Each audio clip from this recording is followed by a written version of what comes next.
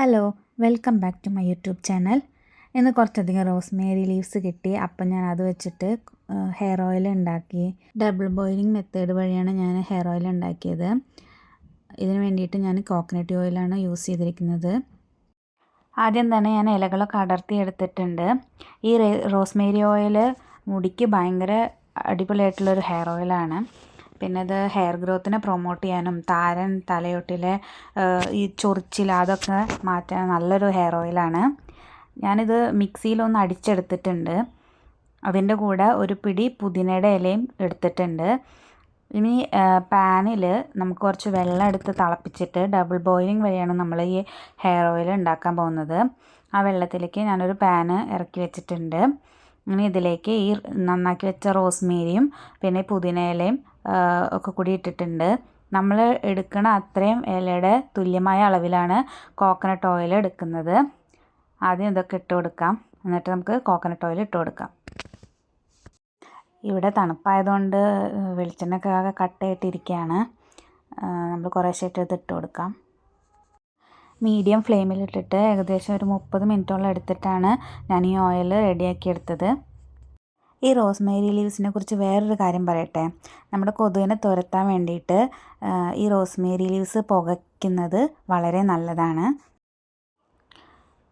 വെളിച്ചെണ്ണയൊക്കെ ഇപ്പോൾ മെൽറ്റായി വന്നിട്ടുണ്ട്. ഇനി നമുക്കിത് ചെറുതായിട്ട് ഇളക്കി കൊടുക്കാം. ചെറിയ തീയിലിട്ടിട്ട് വേണം നമ്മളിത് തയ്യാറാക്കി എടുക്കാൻ വേണ്ടിയിട്ട്. നമ്മളുടെ സ്കാൽപ്പ് ഓയിലി സ്കാൽപ്പാണെങ്കിൽ നമുക്ക് റോസ്മേരി വാട്ടർ ഉപയോഗിക്കാം. അതേപോലെ ഡ്രൈ സ്കാൽപ്പ് ഉള്ളവരാണെങ്കിൽ റോസ്മേരി ഓയിലാണ് നന്നായിട്ടുണ്ടാവുക.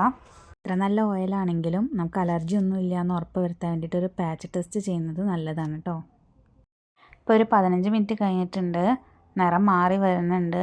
ഇത്രയും കൂടി ആവാണ്ട് ഇത് ചെറുതായിട്ട് പതഞ്ഞ് വരും. അതിലെ വെള്ളമയമൊക്കെ മാറി വറ്റി വരുന്നത് വരെ നമുക്ക് ഇടയ്ക്കൊന്ന് ഇളക്കി കൊടുക്കണം. റോസ്മേരി ഓയിൽ നമുക്ക് മറ്റൊരു തരത്തിൽ കൂടി ഉണ്ടാക്കിയെടുക്കാം. ഒരു ഇരുണ്ട ബോട്ടിലിൽ റോസ്മേരി ലീവ്സും വെളിച്ചെണ്ണയും മിക്സ് ചെയ്ത് ഒരു 2 ആഴ്ചയോളം അടച്ച് വെച്ച് കഴിഞ്ഞാൽ അത് അരിച്ചെടുത്ത് ഉപയോഗിക്കാം. ഇത് നല്ലൊരു മെത്തേഡാണ്. കണ്ടില്ലേ, ഇപ്പോൾ ചെറുതായിട്ട് എണ്ണയുടെ കളറൊക്കെ മാറി തുടങ്ങിയിട്ടുണ്ട്. ഇനി ഒരു 10 മിനിറ്റ് കൂടി നമുക്കൊന്ന് ഇളക്കി കൊടുക്കാം. അത് കഴിഞ്ഞാൽ ഓയിൽ റെഡിയാവും.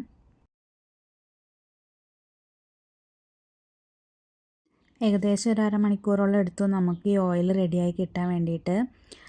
ഇപ്പോൾ കളറൊക്കെ നല്ല മാറിയിട്ടുണ്ട്. ഒരു പച്ച കളറായി, ഓയിലൊക്കെ പച്ച കളറായി, ഇലകളുടെ നിറമൊക്കെ മാറി, പതയൊക്കെ കുറഞ്ഞു. ഇനി നമുക്കിതൊരു ബോട്ടിലാക്കിയിട്ട് എടുത്ത് വയ്ക്കാം. എല്ലാവരും ട്രൈ ചെയ്ത് നോക്കണം. താങ്ക്